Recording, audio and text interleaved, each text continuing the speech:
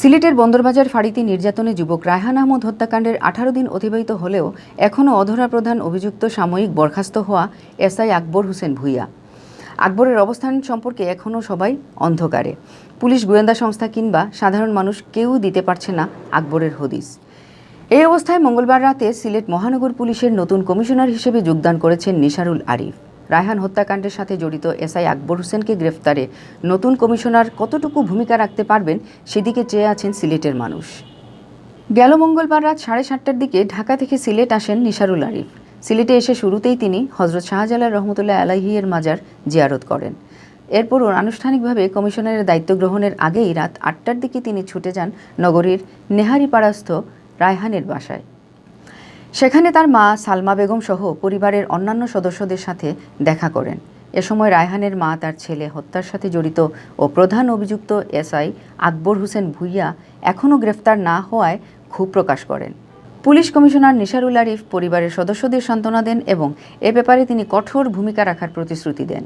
নিহত রায়হানের পরিবারের সাথে সাক্ষাতের পর গণমাধ্যমের মুখোমুখি হন তিনি। এ সময় তিনি বন্দরবাজার ফাঁড়িতে ঘটে যাওয়া ঘটনার জন্য দুঃখ প্রকাশ করেন। এসআই আকবরসহ যারা এ ঘটনার সাথে জড়িত ছিল তারা পুলিশ বাহিনীর জন্য কলঙ্ক বলেও মন্তব্য করেন তিনি। নিসারুল আমিন বলেন, রায়হান হত্যাকাণ্ডের অভিযুক্তদের চিহ্নিত করে আইনের আওতায় আনা সহ বিশেষ অ্যাসাইনমেন্ট নিয়ে তিনি সিলেট এসেছেন। সিলেটে যোগদানের আগে স্বরাষ্ট্রমন্ত্রী, পররাষ্ট্রমন্ত্রী ও আইজিপি তাকে প্রয়োজনীয় পরামর্শ ও দিক নির্দেশনা দিয়েছেন। সেই আলোকে তিনি কাজ করবেন। এসআই আকবরকে গ্রেফতারের ব্যাপারে আশাবাদ ব্যক্ত করে তিনি বলেন, তাকে গ্রেফতারে পুলিশ সর্বোচ্চ চেষ্টা করছে। তাকে কোথাও দেখা গেলে সাধারণ মানুষের উচিত তাকে আটক করে পুলিশে সোপর্দ করা।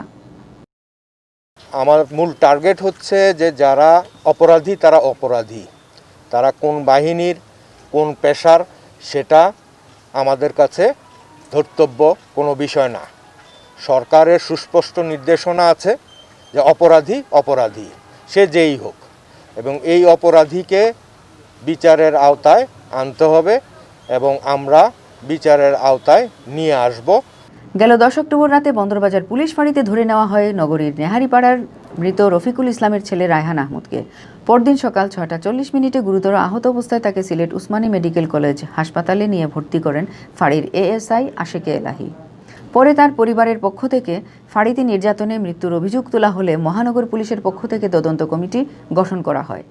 ওই কমিটি দায়িত্বে অবহেলার প্রমাণ পেয়ে ফাঁড়ির ইনচার্জ এসআই আকবর হোসেন ভূঁইয়া সহ 4 পুলিশ সদস্যকে সাময়িক বরখাস্ত ও 3 সদস্যকে প্রত্যাহার করে।